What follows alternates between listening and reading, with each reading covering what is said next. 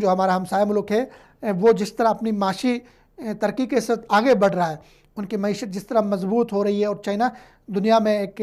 معاشی super power کے طور پہ ابھر رہا ہے، 11,000 ارب ڈالر سے زیادہ اس کے جی ڈی پی ہے، اور وہ ہمارے ساتھ سی پیک میں شامل ہے، پاکستان کے اچھے ریلیشن ہے۔ تو چائنا کے حوالے سے کوئی اچھی خبر آتی ہے تو یہ سمجھا جاتا ہے کہ پاکستان کے لیے، پاکستان اس میں خوش ہوتا ہے، پاکستان چائنا کو مضبوط دیکھنا چاہتا ہے اور چائنا پاکستان کو مضبوط دیکھنا چاہتا ہے، جس طرح کہ ہمارے جغرافیائی، تجارتی اور علاقائی تعلقات تھے، اور جس طرح کے ہمارے تعلقات کیسے تھی۔ اس چائنا نے ایک طاقتور غیر جوہری بم کا تجربہ کیا ہے۔ یہ غیر جوہری بم دنیا کے 3 ممالک کے پاس ہے ابھی موجود ہے، جن میں ایک امریکہ ہے اور دوسرا روس ہے، تیسرا ابھی انہوں نے تجربہ کیا ہے چائنا کا جو غیر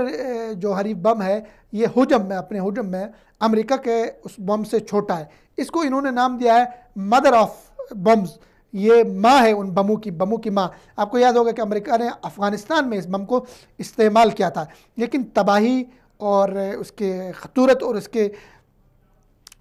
حوالے سے دیکھا جائے تو طاقت کے حوالے سے دیکھا جائے تو چائنا کا جو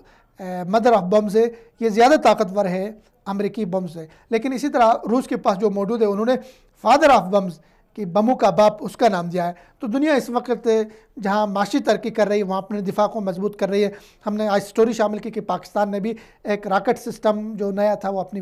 اس میں شامل کر دیا ہے فوج کے استعداد میں، طاقت میں۔ تو دنیا میں جہاں پہ خطے کے اندر بہت زیادہ تبدیلیاں آ رہی ہیں، معاشی تبدیلیاں آ رہی ہیں، دفاعی حوالے سے نئے بلاک بن رہے ہیں، دفاعی حوالے سے نئے معاہدے ہو رہے ہیں، نئے ممالک آپس میں اتحاد قائم کر رہے ہیں۔ تو دنیا آگے جو